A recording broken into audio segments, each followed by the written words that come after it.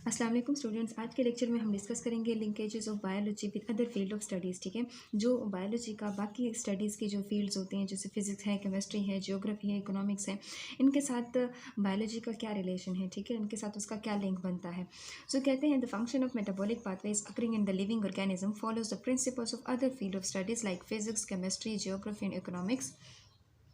कहते हैं कि जो लिविंग ऑर्गेनिज्म चूँकि हम बायोलॉजी में पढ़ते हैं तो उन लिविंग ऑर्गेनिज्म के बॉडी के अंदर जो मेटाबॉलिक पाथवेज होती हैं तो कहते हैं वो क्या होती हैं, उसके ऊपर बाकी सब्जेक्ट्स के जो रूल्स होते हैं, जो प्रिंसिपल होते हैं वो लागू होते हैं। जैसे फिजिक्स है, केमिस्ट्री है, जियोग्राफी है, इकोनॉमिक्स है, तो इन सब के जो रूल्स होंगे जब इन मेटाबॉलिक पाथवेज के ऊपर, इन केमिकल रिएक्शंस के ऊपर जब ये लागू होंगे, ठीक है, तो इस वक्त यहाँ पे कहते हैं ये एक स्पेशल टाइप इंटरडिसिप्लिनरी साइंसेज जो होते हैं यहाँ पे ये बन जाती हैं। ठीक है, सो कहते हैं कुछ इंटरडिसिप्लिनरी साइंसेज जो होती हैं वो यहाँ पे दिए गए हैं।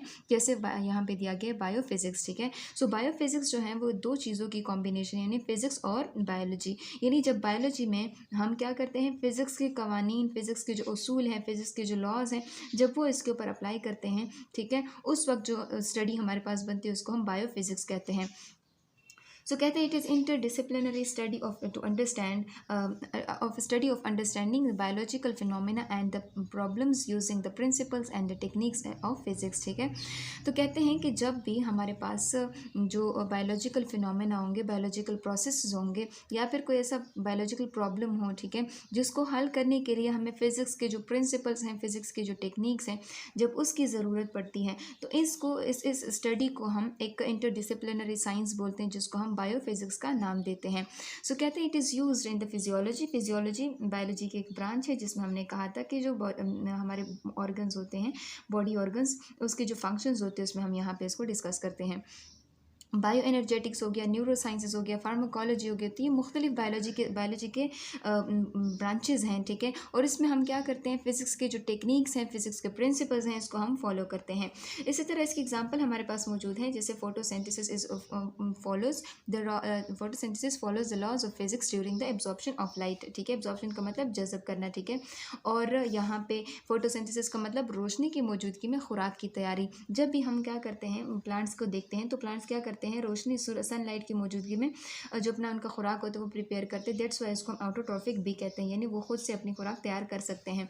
सो इसी वजह से उसके ऊपर जो फिजिक्स के जो लॉज हैं, जिस जैसे एब्जॉर्प्शन ऑफ लाइट यानी रोशनी जो होती है वो इसमें जज़ब हो जाती है, तो ये एक लॉ है जो कि वहाँ पर लागू होता है। तो ये जितनी भी स्टडी होती है जिसमें फिजिक्स के कवानीन को बायोलॉजी में हम पढ़ते हैं तो उसको हम बायोफिजिक्स का नाम देते हैं। इसी तरह बायोकेमिस्ट्री कहते हैं concern with the chemical substances and the processes that occurs in organism. यहाँ पे बोलते हैं कि जितने भी केमिकल सब्सटेंसेस होते हैं या केमिकल प्रोसेसेस होते हैं जो लिविंग ऑर्गेनिज्म के अंदर होती हैं, तो इसमें हम वो सारी चीज़ें बायोकेमिस्ट्री में पढ़ते हैं। और यहाँ पे बोलते हैं कि इसमें mostly it involves the structural analysis, यानी हम इसके साख्त का तजिया करते हैं। जितने भी ऑर्गेनिक कंपाउंड्स होते हैं उसका स्ट्रक्चर कैसा है उसके बारे में हम पढ़ते हैं। दैट मेक अप सेल्स, यानी वो ऑर्गेनिक कंपाउंड जो कि सेल को बनाते हैं, तो उसको स्ट्रक्चरली हम देखते हैं, उसको स्ट्रक्चरली उसको एनालाइज करते हैं। And those that play a key role in the chemical reaction of life. और वो सारे यानी ऑर्गेनिक कंपाउंड के अलावा बाकी जितने भी हमारे पास जो कंपाउंड्स होते हैं जो कि किसी भी जो ज़िंदगी होती है, लाइफ होती है, उसकी केमिकल रिएक्शन में बहुत इंपॉर्टेंट रोल प्ले करते हैं, वो सारी चीज़ें, वो सारे केमिकल्स, वो सारे प्रोसेसेस हम यहाँ पे बायोकेमिस्ट्री में पढ़ते हैं। जैसे for example photosynthesis and respiration. तो आप जानते हैं कि फोटोसिंथेसिस में कार्बन डाइऑक्साइड जो होता है वो वाटर के साथ मिलता है। ठीक है, सनलाइट की मौजूदगी में। ठीक है, सनलाइट की मौजूदगी में तो यहाँ पे बन जाता है ग्लूकोज, साथ में यहाँ पे ऑक्सीजन जो होता है वो निकल जाता है। तो यहाँ पे जो ग्लूकोज होता है जब ये वापस से इस कार्बन डाइऑक्साइड और वाटर में चेंज होगा तो इस प्रोसेस को हम रेस्पिरेशन का नाम देंगे। यानी जो ऊपर वाला प्रोसेस है ये फोटोसिंथेसिस मतलब लाइट की मौजूदगी में खुराक की तैयारी, तो यानी इस लाइट की मौजूदगी में कार्बन डाइऑक्साइड और ऑक्सीजन को मिला के तो उन्होंने ग्लूकोज बनाया। इसी तरह ग्लूकोज को यूज़ किया है, कार्बन डाइऑक्साइड ग्लूकोज को यूज़ किया, उसको ऑक्सीजन की मौजूदगी में तोड़ा गया है कार्बन डाइऑक्साइड और वाटर में। तो यहाँ पे जितने भी हमारे पास जो केमिकल रिएक्शंस हैं जिसमें ये लिविंग ऑर्गेनिज्म के अंदर ये रिएक्शन हो रहा है, और इस लिविंग ऑर्गेनिज्म के अंदर जब ये रिएक्शन हो रहा है तो उसके ऊपर जो केमिस्ट्री के रूल्स हैं, केमिस्ट्री के जो कवानीन हैं, जब वो लागू होंगे तो इस तरह की जो फील्ड ऑफ स्टडी होती है उसको हम बायो केमिस्ट्री का नाम देते हैं। अब यहाँ पे दूसरी स्टडी आती है बायोजियोग्राफी। बायोजियोग्राफी बायोलॉजी की वो ब्रांच है कि जिसमें हम क्या करते हैं, जियोग्राफी को बायोलॉजी के साथ एसोसिएट करके पढ़ते हैं। यानी इसमें कहते हैं it is a study of distribution of organism in space and time. ये किसी भी वक्त में, किसी भी मौजूदा जगह में जब हम ऑर्गेनिज्म की डिस्ट्रीब्यूशन देखते हैं, तकसीम देखते हैं, ठीक है, तो इसको हम क्या बोलते हैं, बायोजियोग्राफी। यानी इस फील्ड ऑफ स्टडी को फिर हम बायोजियोग्राफी बोलेंगे। जैसे यहाँ पे बोलते हैं कि बायोजियोग्राफी में we study why polar bear are found only in certain part of Arctic region and why malaria causing mosquitoes flourish in damp and warm areas. यहाँ पे बोलते हैं कि जितने भी पोलर बियर होते हैं, ठीक है, ये उन बर्फानी इलाकों में, यानी जो ठंडे इलाके होते हैं वहाँ पे क्यों पाए जाते हैं। इसी तरह के जो मलेरिया काजिंग एजेंट होते हैं वो कीचड़ वाले गंदे से गर्म इलाके में, ये जो मॉस्किटोज होती हैं, मच्छर होते हैं, जो मलेरिया काजिंग मॉस्किटोज होते हैं, ये वहाँ क्यों पाए जाते हैं। सो यानी इसकी जो स्टडी होगी वहाँ क्यों पाए जाते हैं, उसकी ग्रोथ वहाँ पे कैसे होती है, ये सारी चीज़ें जो होती हैं यहाँ पे एक फील्ड ऑफ स्टडी में हम उसको पढ़ते हैं, जिसको हम बायोजियोग्राफी कहते हैं। नेक्स्ट पे आते हैं बायोस्टेटिस्टिक्स और बायोमेट्री। बायोस्टेटिस्टिक या बायोमेट्री यानी जब भी जहाँ पे मेट्री का वर्ड आएगा, इट मीन्स यहाँ पे हम किसी न किसी मेजरमेंट की बात कर रहे हैं।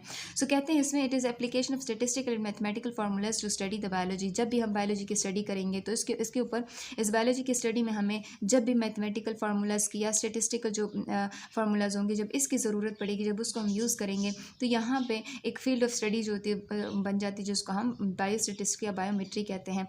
और इसका काम क्या होता है, it involves the design and analysis and interpretation of research data. जब भी हम बायोलॉजी में कोई रिसर्च करते हैं, कोई भी हम डेटा कलेक्ट करते हैं, तो उस डेटा को डिज़ाइन करना, उस डेटा को एनालाइज करना, उस डेटा को एक्सप्लेन करने में हमें जितने भी मैथमेटिकल फार्मूलाज और स्टेटिस्टिकल फार्मूलाज की ज़रूरत पड़ती है, तो उसको हम कहाँ पढ़ते हैं, बायोस्टेटिस्टिक या बायोमेट्री में। नेक्स्ट आता है बायो इकोनॉमिक्स। बायो इकोनॉमिक्स जो है वो बायोलॉजी की वो ब्रांच है कि जिसमें हम क्या करते हैं, इसमें हम बायोलॉजी और इकोनॉमिक्स के बीच में जो रिलेशन होता है वो यहाँ पे फाइंड करते हैं। सो कहते हैं कि इसमें हम क्या स्टडी करते हैं, it deals with the study of organism from economic point of view. यानी हम इसमें इस लिहाज से ऑर्गेनिज्म को देखते हैं, उसकी स्टडी करते हैं कि इस ऑर्गेनिज्म से हमें कितना फ़ायदा हो सकता है, या इस ऑर्गेनिज्म के ऊपर हमारी कॉस्ट कितनी लगी और इससे हमें प्रॉफिट कितना हुआ है। In bioeconomics scientist calculate and compare the cost in the profit of biological projects. जो बायोलॉजिकल प्रोजेक्ट्स होते हैं उसमें कितना कॉस्ट हम लगाते हैं और कितने हमें उसमें प्रॉफिट मिलता है, तो उसके ऊपर जितने भी हमारे पास जो इंटरप्रिटेशन होगी, जो भी हम कैलकुलेशन यहाँ पे करेंगे, ठीक है, और अपने फ़ायदे के लिए, अपनी इकोनॉमी, अपनी मईशत, मतलब एक उस लिहाज से हम देखेंगे ना कि उससे हमें कितना फ़ायदा हो रहा है, ठीक है। तो अब बायो इकोनॉमिक्स में हम वो चीज़ें पढ़ते हैं, जैसे for example a production of new variety of crops. यानी फसल हम फॉर एग्जांपल उगा रहे हैं, तो उस वक्त हम वहाँ पे हम न्यू वेराइटी हम ग्रो करवा रहे हैं, ठीक है।